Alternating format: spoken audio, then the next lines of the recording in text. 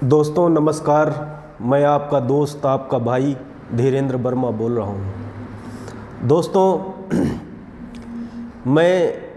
मेरा मकसद है कि इस देश के अंदर, प्रदेश के अंदर,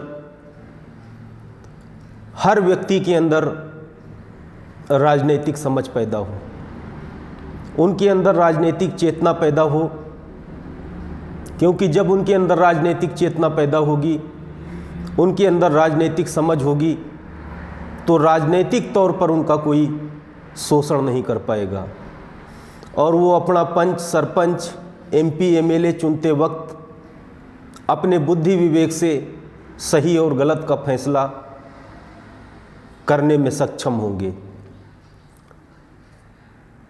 मैंने विधानसभा का चुनाव दाता रामगढ़ से लड़ा, आप लोगों के बीच में लड़ा। आप लोगों का खूब प्यार सम्मान मिला, आप लोगों का आशीर्वाद मिला, लेकिन फिर भी जैसी सफलता की उम्मीद हम लोगों ने की थी वैसी सफलता हम लोगों को नहीं मिली। चुनाव के बाद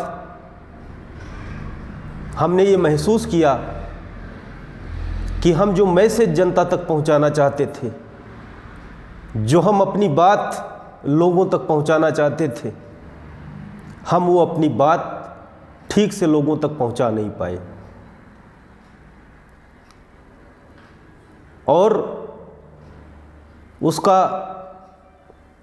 ये कारण रहा कि एक तो हमारा पहला चुनाव था, हमारे पास समय कम था, जनता ने हमारी बात को ध्यान से सुना और हमारी बात उनको सच भी लगी,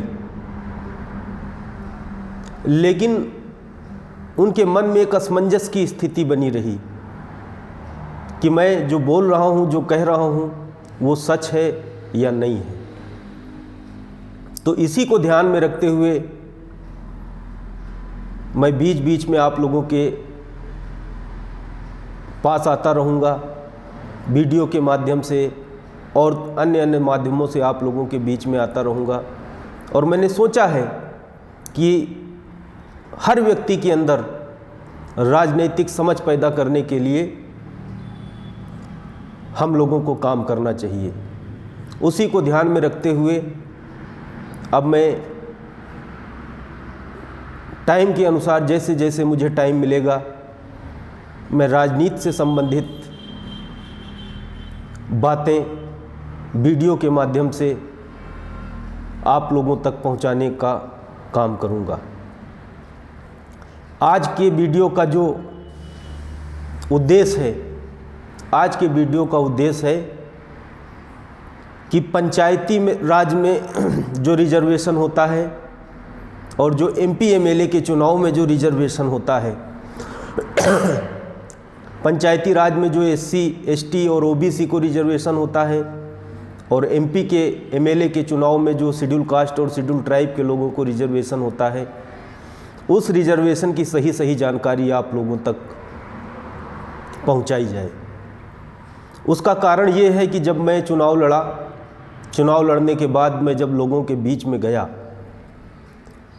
तो कई ऐसी सीटें थीं, सरपंच की, डायरेक्टर की, जो सीटें पहले से अनुसूचित जाति या पिछड़ा वर्ग के लिए वो सीटें रिजर्व थीं।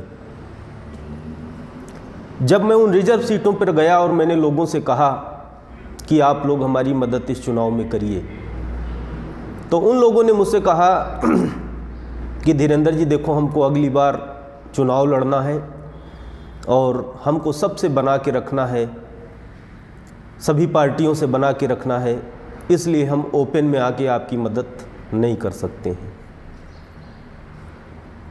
तो मैंने उनसे पूछा कि अगली बार आप चुनाव लड़ना चाहते हैं, क्या जनरल सीट पे चुनाव लड़ेंगे आप?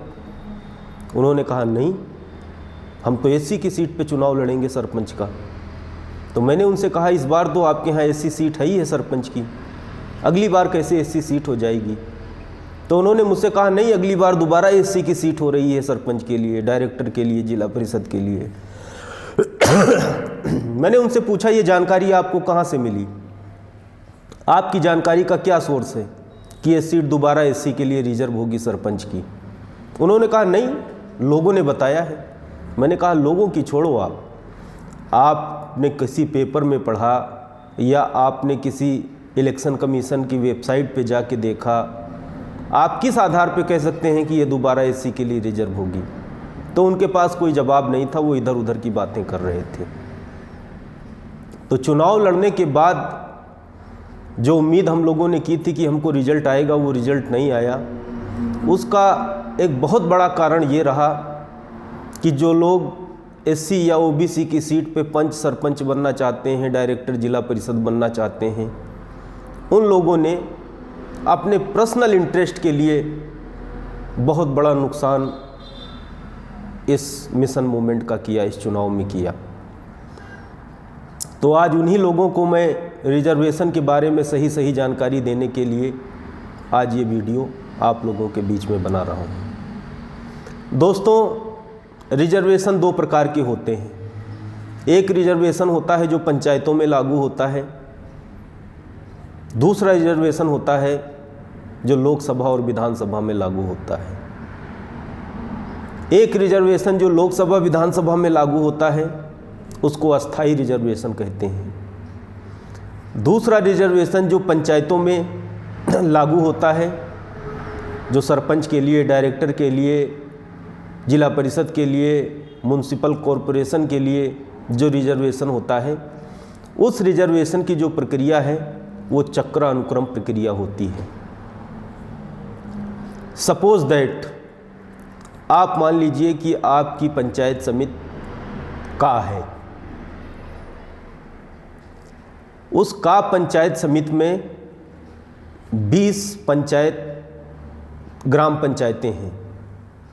उस का पंचायत समिति के नीचे 20 ग्राम पंचायतें हैं। अब उन 20 ग्राम पंचायतों में रिजर्वेशन कैसे लागू होता है? एससी को कितना रिजर्वेशन है?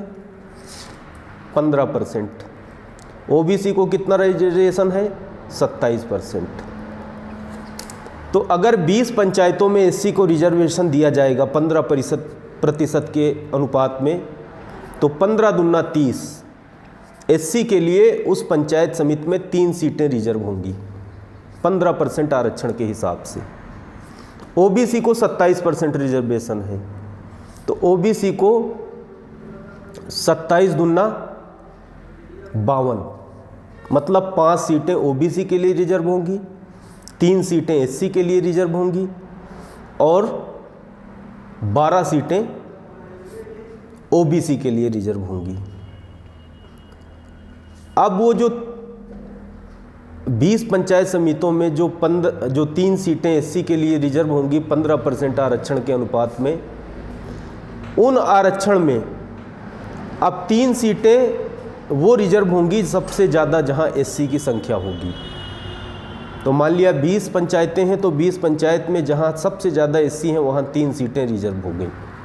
अब उस पर 3 शेड्यूल कास्ट के सरपंच चुनाव लड़ेंगे और जीतेंगे और 5 साल का अपना कार्यकाल पूरा करेंगे। अब 5 साल के बाद दोबारा चुनाव आएगा। 5 साल के बाद जब दोबारा चुनाव आएगा तो उन 3 सीटों का रिजर्वेशन ख़त्म हो जाएगा। फिर आगे की 3 सीटें एससी के लिए वो रिजर्व होंगी जहां पिछली वाली 3 सीटों से एससी की संख्या कम है। फिर वो अपना 5 साल का कार्यकाल पूरा करेंगे। फिर 10 साल के बाद वो 3 सीटें एससी के लिए रिजर्व होंगी जहां पिछली रही दोनों 6 सीटों से एससी की जहां संख्या कम है वो सीटें रिजर्व होंगी। फिर चौथे कार्यकाल में जहां तीनों से कम है वो 3 सीटें रिजर्व होंगी। फिर 5वें कार्यकाल में वो 3 सीटें रिजर्व होंगी जहां इन चारों से एससी की संख्या कम है। फिर अगले 5 साल में वो 5 सीटें रिजर्व होंगी जहां इन 5 से एससी की संख्या कम है। अब ये कितने कार्यकाल हो गए? 1 2 3 4 5 6 कार्यकाल हो गए। ठीक, अब 6 कार्यकाल हो गए तो आप ये मान के चलो 6 कार्यकाल हो गए तो 5 चौक 20, तो ये 6 कार्यकाल नहीं होंगे, ये 4 कार्यकाल होंगे, क्योंकि 20 सीटें हैं। तो 4 बार रिजर्वेशन लास्ट सीट पे ख़त्म होगा।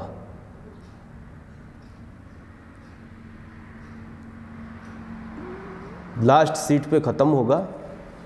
फिर वो 15 साल बाद, 20 साल बाद जहाँ भी ख़त्म होता है, वो पूरी संख्या जहाँ पूरी होती है, ख़त्म होने के बाद फिर दोबारा उस सीट का नंबर जो पहले रिजर्व हो चुकी हैं वो चक्रा अनुक्रम घड़ी की सुई की तरीके से घूम के फिर लास्ट में वहीं पहुँचेगा, फिर वो सीट रिजर्व होगी। तो ये हुआ पंचायतों का रिजर्वेशन।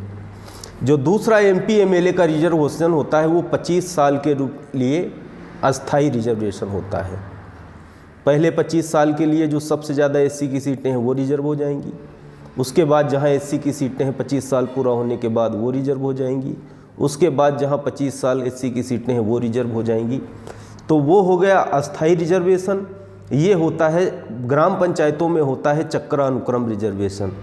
तो आप लोगों को यही समझाने की मैं कोशिश कर रहा था, जो ग्राम पंचायत की सीटें एक बार रिजर्व हो चुकी हैं वो चक्रानुक्रम में 15 साल, 20 साल या 25 साल जितनी भी उन पंचायत समितियों में सरपंच की सीटें हैं उस हिसाब से घूम के फिर वो दोबारा रिजर्व होगी। तो आप लोग इन कांग्रेस, BJP और कम्युनिस्ट के ये जो लोग आपको बेवकूफ़ बनाते हैं, आपको पंच सरपंच बनाने के नाम पर 15-15 साल, 20-20 साल आपसे अपनी बेगारी कराते हैं, आपको अपने पीछे पीछे घुमाते हैं, आपका इस्तेमाल करते हैं।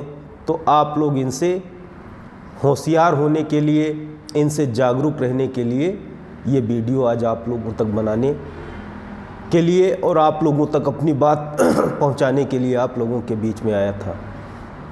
मुझे उम्मीद है कि आप लोगों को मेरी बात समझ में आई होगी और दोबारा किसी भी व्यक्ति से, आप किसी व्यक्ति के बहकावे में आकर आप बेवकूफ़ नहीं बनेंगे कि जो सीट रिजर्व है वो अगली बार फिर रिजर्व हो जाएगी। तो इसी आशा और उम्मीद के साथ आप लोगों तक ये जानकारी पहुंचाने के लिए आप लोगों के बीच में आया था। आप लोगों का बहुत बहुत धन्यवाद। आगे फिर एक नई जानकारी के साथ नया वीडियो लेकर आप लोगों के अंदर राजनीतिक चेतना पैदा करने के लिए, आप लोगों को जागरूक करने के लिए फिर आप लोगों के बीच में आऊँगा। तो आप लोगों का बहुत बहुत धन्यवाद। जय भीम, जय भारत, जय संविधान।